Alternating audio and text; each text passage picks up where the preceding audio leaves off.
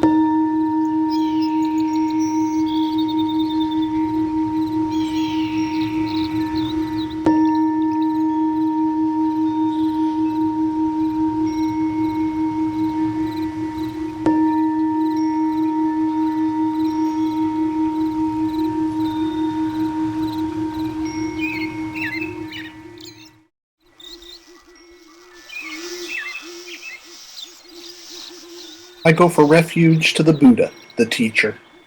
I go for refuge to the Dharma, the teaching. I go for refuge to the Sangha, the taught. I take refuge in the Buddha. I take refuge in the Dharma. I take refuge in the Sangha. I have taken refuge in the Buddha. I have taken refuge in the Dharma. I have taken refuge in the Sangha. 3 pure precepts. Cease to do harm. Do only good. Do good for others. Bodhisattva vow. However innumerable all beings are, I vow to lead them all. However inexhaustible my delusions are, I vow to extinguish them all. However immeasurable the Dharma teachings are, I vow to master them all. However endless the Buddha's way is, I vow to follow it completely. Swaha. So once again, hello everybody. It's Monday. It's the Deer Park. It's the Buddha Center. So, one word today, karma. Think of how many times you've heard the word karma and how it gets used from one place to another, it seems, this idea of karma. Hello, Sophie. Well, when we think about karma, it might come as a shock to some folks that aren't familiar with the religious practices that were around the Indian continent during the life of Siddhartha. So it might come as a shock when you hear that the Buddha wasn't the first to talk about karma. He wasn't the first to mention it or create it, or it wasn't his word, you know. The concept, the belief, the practice of karma was first documented, meaning written down somewhere, in the Upanishads, and this was done around 500 before the Christian era. So this is what, 20 years after the birth of Siddhartha? So think about that. Here was a famous Hindu work, the Upanishads. It was written down 20 years after the birth of after the birth of Siddhartha. So karma has been a factor in many religious traditions of India for centuries, before there was written down in the Upanishads and before Siddhartha was born. Siddhartha, being a product of Hindu culture, was learned in the doctrines of karma from the Hindu traditions, and he skillfully redescribed the doctrine as both a philosophical and a practical ideal in Buddhism, this idea of karma. So he made it both philosophical and practical. He offered that karma arose in each action taken in each moment. And because of that, it was a component of causal conditioning all phenomena.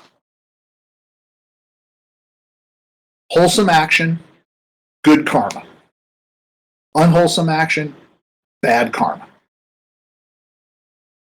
The Buddha viewed karma as actions taken in this life. Right? He was all focused on karma as human physics in action, right? The actions that we take in this life. But he did that while still respecting the Hindu view that karma also had an impact on future lives. You know, the whole rebirth thing. And he showed that respect by not denying that it was real, just by saying, I don't know. And that's how we can actually respect the views of others even today. You know, when somebody, for example, asks me, do you believe in God? I don't know. I don't have proof, so I don't know. I just can't answer that question. But it shows respect. So, karma. We'll start out with Wendy Doniger's book. It's called The Hindus. It's an alternative history. It's a pretty thick book. It's all about the history of Hinduism. I highly recommend it if you are wanting to learn more about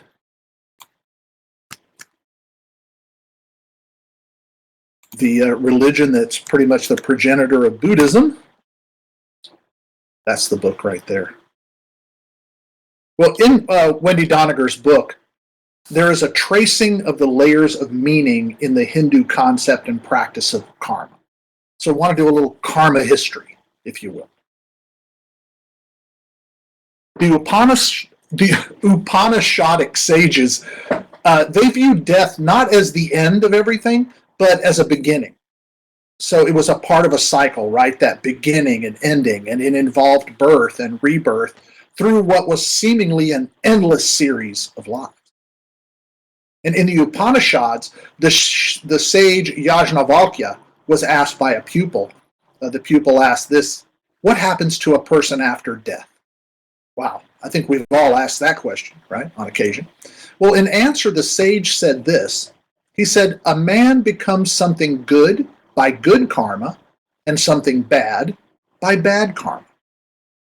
So Yajnavalkya was speaking of what form, good or bad, of rebirth could be expected dependent on that man's good or bad karma. Yet we can subtract rebirth and this ideal still has equal value.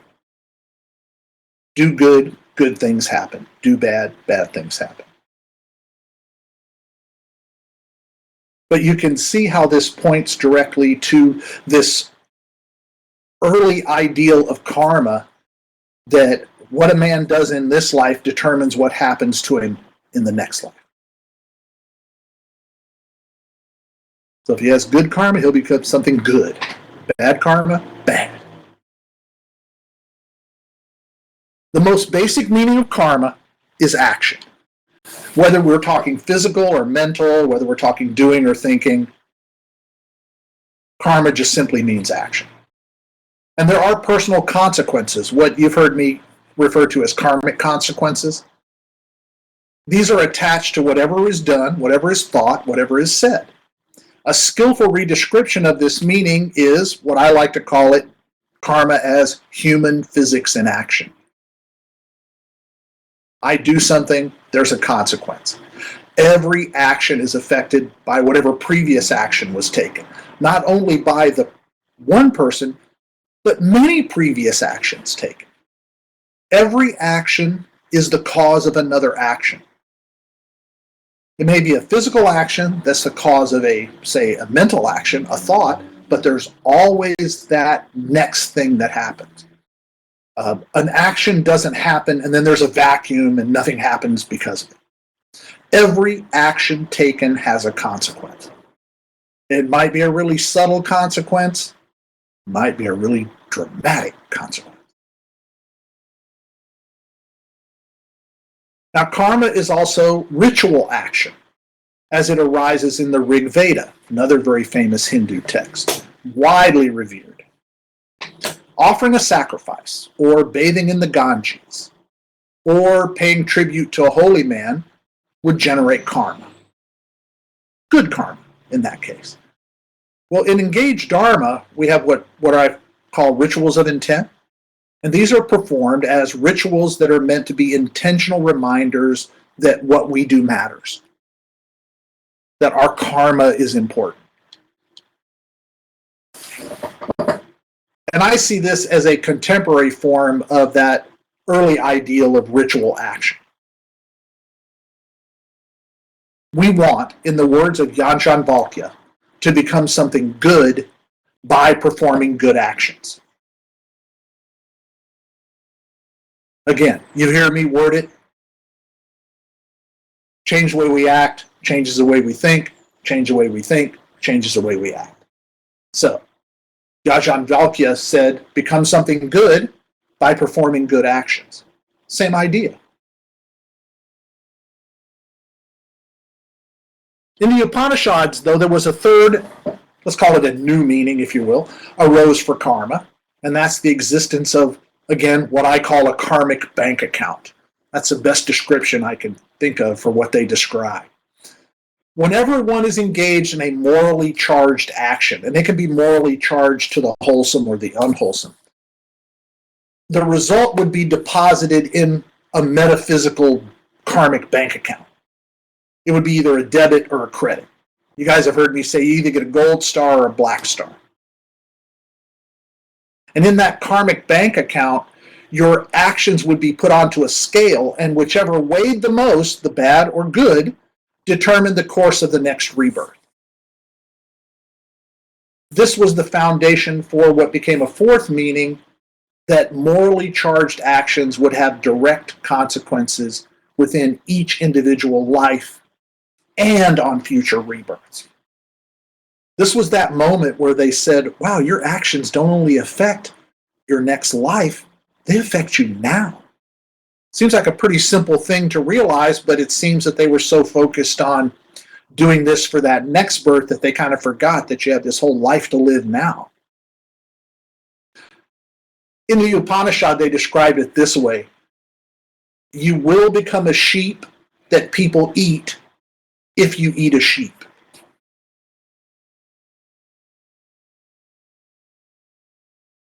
So you do something bad, you will become as bad as the thing that you did bad. But with today's actions affecting future lives, a fifth meaning arose. Karma was not only the cause of the path of future lives, but had become the guiding force for the present life. Actions taken in a previous life generated karma that was said to affect how the present life was experienced. You've heard people talk about that. Maybe you've said it to yourself. What did I do in a previous life to have this happen to me now? It was like one was playing out a role that was dictated by what had been done rather than what was being done in the current lifetime. And in engaged Dharma, there's the realization that there are, in fact, past causes of present circumstances, but this is only experienced between birth and death. Not before and not after. At least as far as we can know right now. So rather than having this idea that we're just playing a role that was dictated by a previous life, we look at this life. What are we doing now? Between this birth and death. And given that karma was transferred from past to present to future lives, the concept arose that good or bad karma might also transfer between people in particular situations. In the Vedic tradition, this was already thought to happen between parent and child, and also between sacrificial priest and believer. That you could transfer good and bad karma. This sixth meaning added to that the possibility of karmic transfer in all human connections. The texts relate the example of a guest being allowed to depart a home unfed by their hosts. So they went to visit somebody, they weren't offered food, and they left. Now, whether this omission of courtesy by the homeowner was intentional or unintentional didn't matter. The guest would still leave with the host's accumulated good karma. And they'd leave their own negative karma behind. So you better treat me good, or I get to take your good karma and I get to leave my bad karma. Seems like an interesting idea. For some, the concepts of karma and merit are synonymous. You'll hear some people use karma and merit as the same word or the same idea. Well, in engaged Dharma, these are understood to be linked, absolutely, karma and merit, karma being action, but they're not interchangeable in language and meaning. Karma is action. Merit is what is learned from that action. The knowledge that develops into wisdom is merit. And we develop that knowledge into wisdom by taking action and engaging it in our practice, right? And verifying it through our actions. This realization is offered at the end of each Sangha session that we have when I recite sharing the merit. When I say we vow to share these benefits of our practice, service, and gifts with all beings, I'm offering merit. I'm saying this is merit viewed as the benefits that arise from our actions. Merit increases in value, though, when we selflessly share it. So when you share a skill that you have, you're sharing your merit. And it increases in value when you do it for wholesome reasons instead of unwholesome reasons. Siddhartha, through his own experience, would have learned of these views of karma, and undoubtedly they would have played a role in how he saw himself and the world around him. These views would have been contemplated on as he sat beneath the Bodhi tree, for example, and as he came to his full awakening of the realities of human existence and how man might best get beyond the habitual reactivity and go on to experience moments of enlightenment. There is and will likely continue to be a debate as to whether the Buddha connected karma and rebirth from a position of belief or from seeing its value as a way to promote positive moral ideals and ethical responses. In engaged Dharma, we get beyond that metaphysical debate and see karma as one of the foundations for that same ideal in the time each human being inhabits between birth and death, because it is within the boundaries of what we know we experience. So we want to look at karma between birth and death as the actions we take, wholesome, unwholesome, consequences. We don't want to get caught up in the metaphysical debate. It's wonderful and it's great to think about and talk about, but in the end, we can't make it part of our practice because we don't have enough experience with it. We don't have experience with rebirth. Well, we have experience with our birth and with our coming death. In the Nibbidika Sutra, the Buddha speaks of karma, and he says this. He says, quote, "Karma should be known. The cause by which karma comes into play should be known. The diversity in karma should be known. The result of karma should be known. The cessation of karma should be known. The path of practice leading to the cessation of karma should be known. Thus it has been said." Why was it said? Intention, I tell you, is karma. Intending, one does karma by way of body, speech, and intellect. So we're connecting intent and karma. And if we look at karma as action, then we're now connecting intent and action. So the Buddha is saying that with the right intent, the karma that you do through your body, your speech, and your thinking, you're looking at wholesome consequences. We must be aware of our actions. We must know why we take those actions. Whether better choices of action needed to be made, or how actions impacted ourselves and others, or maybe even when actions must cease. The path of practice the Buddha speaks of is found in the Eightfold Path and is made clear in the next verse, intention. With intent, we reveal karma by taking physical, verbal, and mental action. We must be perpetually mindful of our intent when we do so.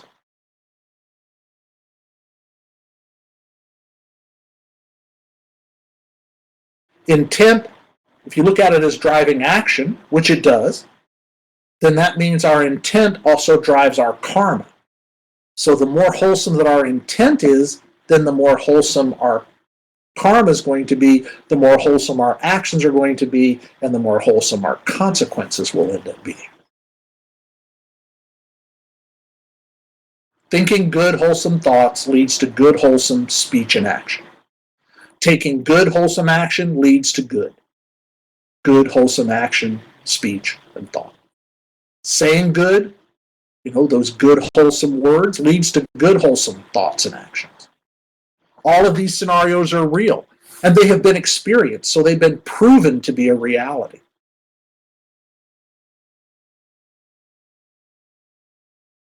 Now, we cannot deny rebirth because we simply don't know if it's a fact. So again, we want to just set that aside. We don't want to waste our precious moments arguing and debating it, so we'll set it aside, and we're just going to make the effort to cease to do harm, to do only good, and to do good for others. We're going to act with acceptance and generosity of spirit. And we're going to offer trust, respect, and loving kindness to all. And doing these things will certainly make human lives, ours and those around us, they'll make them better from birth to death. They'll have a more positive, a more wholesome experience. And, as I've said many times, if rebirth is a fact, then we're covered. Because we didn't do harm. We did good. We did good for others. We've been the best human beings we can be in this life. And this is the only life we know. To practice Buddhism in this moment and the moments to follow until death, we're just going to set aside this metaphysical concept of rebirth.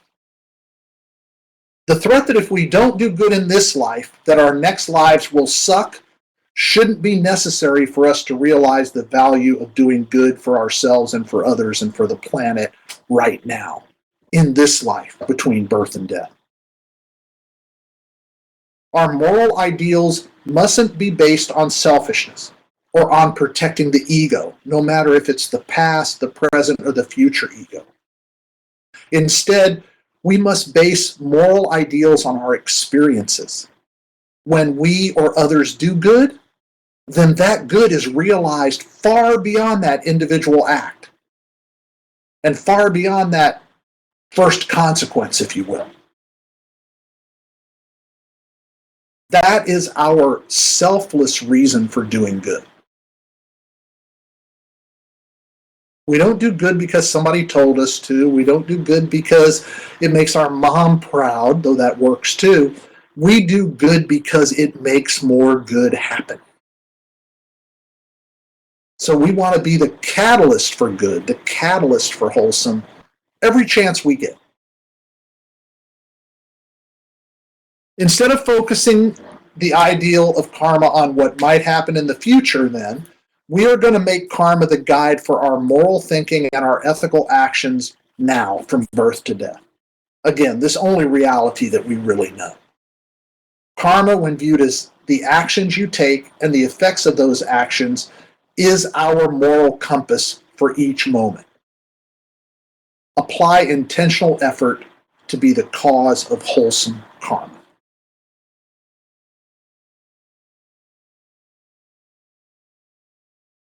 Now, karma and the pandemic. All you have to do is look around, read the news, and you will see karma everywhere because there's action everywhere. And you can follow good consequences and bad consequences of chosen actions. And you can look at your own chosen actions. And it can be something as simple as making sure you wear a mask when you go outside. That's an action that you take to engender more wholesome consequences, right? You don't get sick, somebody else doesn't get sick. You're an example for folks to wear masks. So there's a lot of karmic stuff going on these days that you can watch through the news, you can watch through your neighbors, you can even see it within yourself, which of course is the really important place for us to look at.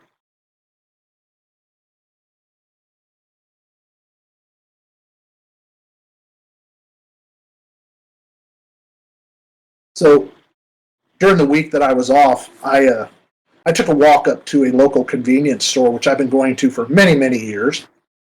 Always thought the folks in there seemed like, decent folks that cared about the community and all that, because they're right in the middle of our neighborhood. Had my mask, walked in with my mask on, and out of 6 people in the store, of which I was one, only one was wearing a mask, and that was me. And all I could think about was karma. Do these folks understand the karmic consequences, the possible karmic consequences of what they're doing? Or are they just thinking about themselves? I don't want to wear a mask. It's uncomfortable. It makes me look funny. People look at me funny. Whatever.